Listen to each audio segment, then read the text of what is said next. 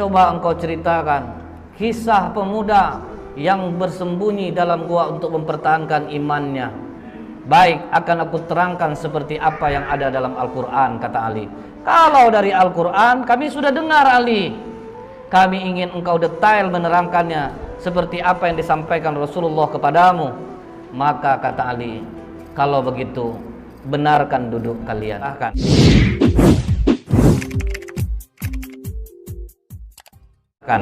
Dari mana kalian ingin menanyakan? Baik Ali, di mana peristiwa itu terjadi? Maka kata Ali, di kota Apesus, antara Turki, Yordan. Kemudian silahkan lanjutkan Ali. Jadi dulunya kata Ali, kota Apesus ini dikuasai oleh raja yang sangat baik. Ketika raja ini meninggal, Raja Dikianius yang menguasai Roma mendengar bahwa Raja Apesus ini meninggal, maka mereka pun menyerang kota Apesus dan mereka kuasai. Kemudian kata Ali, Dikianius membangun istana besar. Tunggu dulu Ali, kata pendeta ini. Berapa panjang dan lebar istana yang dibangun oleh Dikianius? Maka kata Ali, panjang 1 farsah, lebar 1 farsah. 1 farsah itu sekitar 8 km. Baik Ali, teruskan. Kemudian Dikianius ini memiliki menteri-menteri, dan Dikianius meletakkan 50 menteri di sebelah kanan, 50 menteri di sebelah kiri. Dan Dikianius mempunyai 6 penasehat, pemuda-pemuda cerdas di belakangnya. 3 di kanan, 3 di kiri. Oke Ali, siapa nama ke-6 pemuda itu? Maka dijawab oleh Tamlika, Miksalmina, Mikasdimina, Martelius, Kalitius, Sidamius. Jadi inilah 6 pemuda yang menjadi cikal bakal Ashabul Kahfi. Tapi waktu itu masih 6. Nah ini Pak, waktu itu hanya masih 6. Ini pemuda-pemuda cerdas andalan Dikianius. Jadi kalau 50 menteri sudah rapat, tetap nanti keputusan akhir kepada 6 pemuda ini.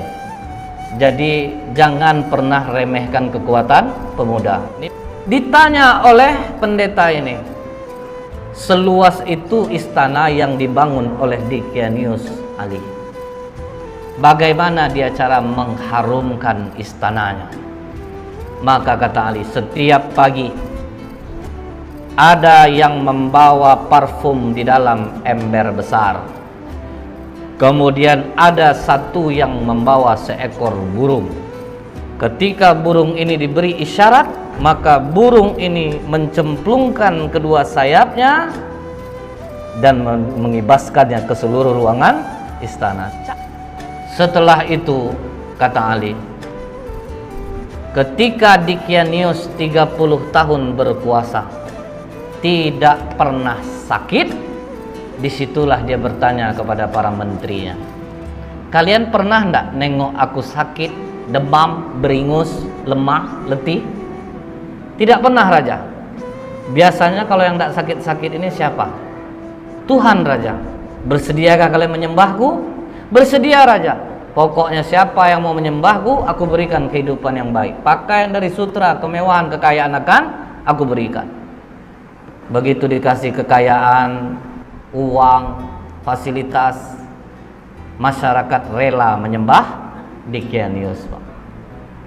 Mereka semua menyembah Dikianius. 6 pemuda yang di belakang Dikianius akhirnya rapat di rumah Tamlika. Dikianius mengaku dirinya Tuhan.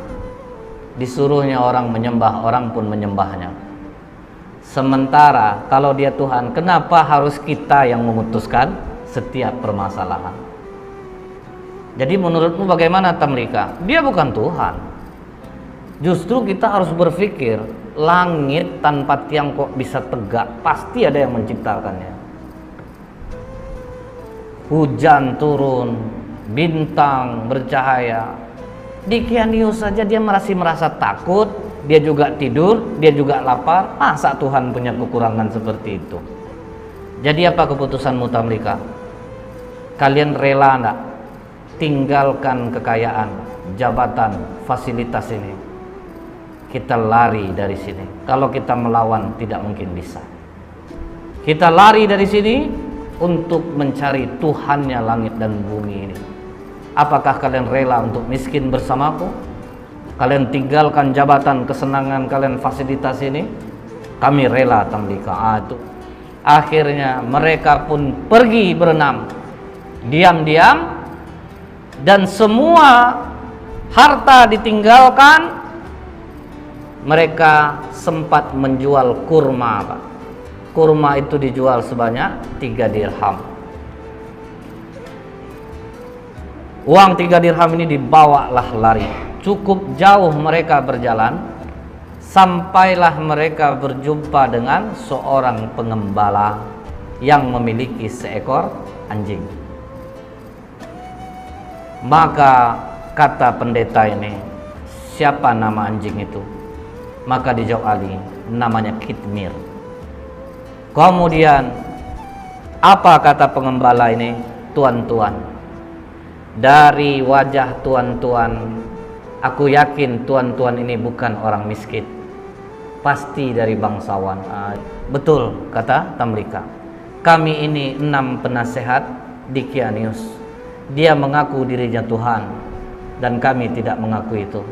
Makanya kami meninggalkan kerajaan, kami tinggalkan semua pangkat jabatan kami, karena tidak pernah kami berjalan seperti ini. Lihat, kaki pun sudah luka-luka, Pak. Apa kata pengembala ini? Tenang tuan-tuan, aku mengetahui tempat persembunyian yang baik. Izinkan aku beserta kalian. Makanya jadi 7 dengan pengembala ini. Dikembalikannya lah gembalaan dia kepada tuannya, maka dia dan anjingnya ikutlah pemuda-pemuda kepercayaan raja tadi. Kemana mereka dibawa Ali? Dijawab oleh Ali, ke Bukit Nablus yang di bawahnya ada gua yang namanya Khemar. Maka begitu mereka mau masuk gua tersebut, sempat mereka mandi di mulut gua. Jadi sempat mereka mandi, masuk ke dalam, duduk, golek sana, golek sini, golek sana, sampai terang hari. Hari sudah pagi. Kita lapar. Siapa yang akan mencari makanan? Makanan hanya ada di tempat kerajaan. Berarti sangat jauh kita pergi berjalan ini. Siapa yang mau pergi? Karena Tamlika ketua rombongan, biar aku yang ke sana. Hati-hati Tamlika, jangan sampai engkau tertangkap Dicanius. Begitu Tamlika keluar dari mulut gua, sudah mulai terkejut ya, Pak, karena air terjunnya sudah tidak ada. Tapi terus dia bawa uang 3 dirham ini, jalan terus sampai di gerbang kota. Mulai heran dia, Pak, kenapa berbeda betul kota ini? Apa aku salah masuk? Akhirnya masuk dia di tempat orang menjual roti. Begitu sampai di tempat orang jual roti, ditanya harga roti berapa? 1 dirham. Dia kasih uang dirhamnya. Begitu dia memberi uang dirhamnya, langsung ditahan tangannya oleh penjual roti. Kau menemukan barang kuno ya? Tidak, itu uang biasa. Uang aku hasil dari menjual kurma kemarin. Jangan bohong. Raja Abdurrahman hanya mengambil 5% dari barang kuno yang ditemukan. Tambah kaget Tamlika, Pak. Loh, nama rajanya kok beda? Bukankah raja di sini Dicanius? Oh, engkau telah menyebutkan nama raja zolim yang mati ratusan tahun yang dulu. Wah, tambah kacau Tamlika. Pokoknya kau harus menghadap kepada raja. Bingung juga dia, Pak. Oke, kita menghadap kepada raja. Begitu sampai di kerajaan, alangkah kagetnya Tamlika. Ternyata rajanya memang tidak Dicanius. Dikatakan oleh tukang roti ini, Raja, ini orang membeli roti kepadaku dengan menggunakan uang kuno.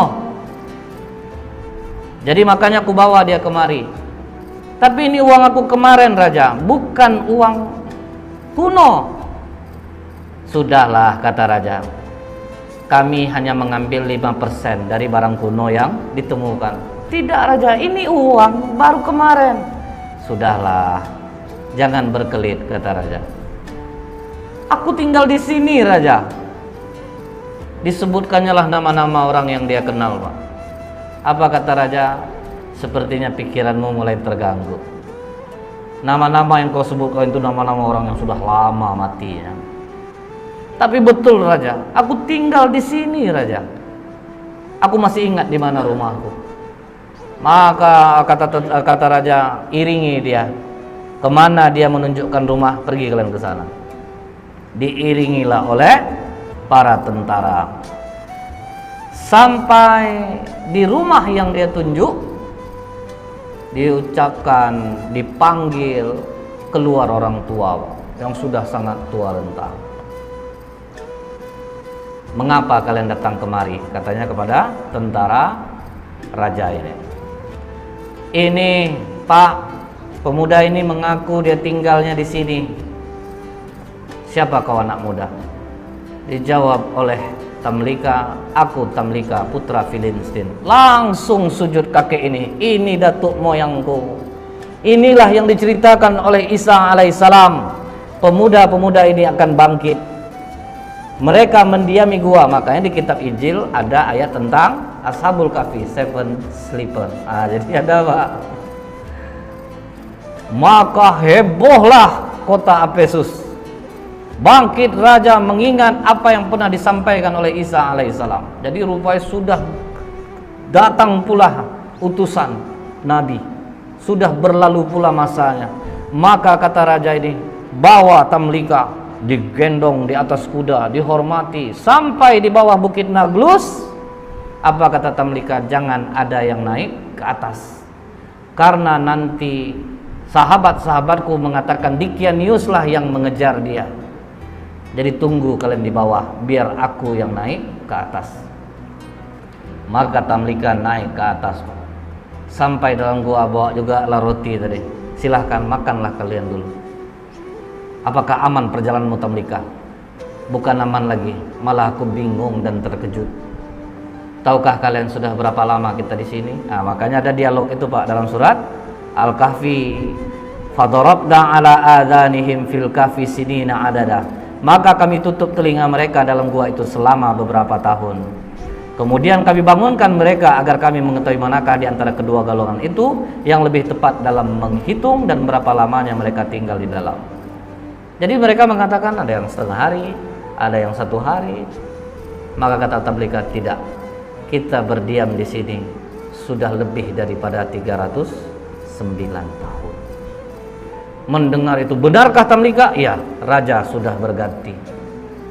Seorang nabi sudah diutus dan sudah berlalu. Mereka sekarang menunggu kita di bawah. Mari kita turun. Maka apa kata 5 orang kawannya lagi? Tamlika, Miksalmina, Mekastimina, Martelius, Kalitius, Sidamius. Jangan Tamlika. Kita sudah melihat kebesaran Allah melindungi kita selama 300 tahun, seolah-olah kita baru saja semalam. Kita sudah diselamatkan Allah, kita bangun dan akhirnya kita tahu tentang keajaiban Allah. Kita mohonkan kepada Allah untuk menutup pintu gua ini dari pandangan manusia, dan kita mohon kepada Allah untuk mengambil kita.